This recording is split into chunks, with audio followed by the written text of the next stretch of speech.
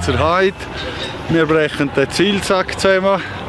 Das wird eingepackt, geht auf St. Moritz und wird heute Abend noch aufgestellt. Etwa 20 Militaristen plus nochmal 10 Volontäre, also freiwillige Helfer, die helfen. Und in St. Moritz wird das übernommen und dann kommen dann andere Militär. Das ist ein LKW voller Material. Ca. 20 bis 30 Tonnen sind das alles zusammen. Morgen um 10 Uhr muss es stehen. Also es wird heute Abend noch stehen, der Grobteil, und der Rest wird morgen früh noch gemacht.